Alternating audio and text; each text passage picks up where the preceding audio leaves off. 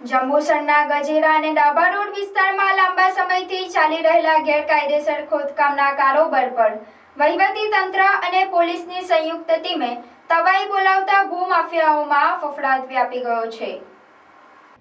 મળતી માહિતી અનુસાર ગજેરા અને ડાબા રોડ વિસ્તારમાં ગેરકાયદેસર રીતે લાલ માટી અને ખનિજ સંપત્તિનું મોટા પાયે ખોદકામ કરવામાં આવી રહ્યું હતું। આ અંગે મળેલી બાતમીના આધારે તંત્ર દ્વારા દરોડાની કાર્યવાહી હાથ ધરવામાં આવી હતી। કાર્યવાહીમાં અંદાજિત 55 થી 60 લાખ રૂપિયાનો મુદ્દામાલ જપ્ત કરવામાં આવ્યો હોવાનું જાણવા મળ્યું છે। ખાસ વાત એ છે કે માત્ર 2 દિવસ અગાઉ જ ખાણ ખનિજ વિભાગ દ્વારા આ જ વિસ્તારમાં દરોડાની કાર્યવાહી કરવામાં આવી હતી અને તેની શાહી હજુ સુકાઈ પણ નથી। ત્યાં ફરી એકવાર ગેરકાયદેસર ખોદકામ ઝડપાતા અનેક સવાલો ઊભા થયા છે। શું અગાઉની કાર્યવાહી બાદ પણ ભૂમાફિયાઓ બેફામ બની ગયા છે કે પછી તંત્રના દર વિના ગેરકાયદેસર પ્રવૃત્તિઓને અંજામ આપવામાં આવી રહ્યો છે? તેવા પ્રશ્નો સ્થાનિકોમાં ચર્ચાનો વિષય બન્યા છે।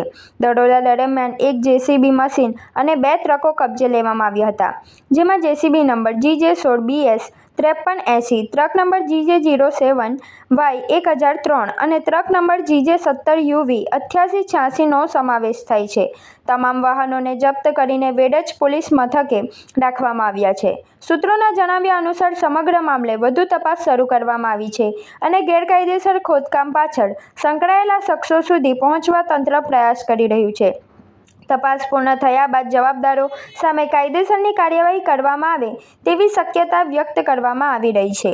ઉલ્લેખનીય છે કે જંબુસર પંથકમાં છેલ્લા કેટલાક સમયથી ગેરકાયદેસર માટી ખોદકામ, ખનિજ ચોરી અને ભૂમાફિયાઓની પ્રવૃત્તિઓ સતત ચર્ચામાં રહી છે।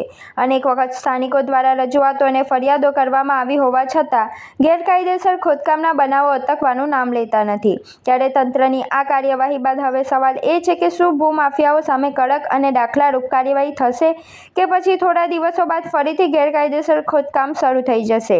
હાલ સમગ્ર પંથકની નજર તપાસના આગામી તબક્કા અને તંત્રની આગળની કાર્યવાહી પર મંડાઈ છે।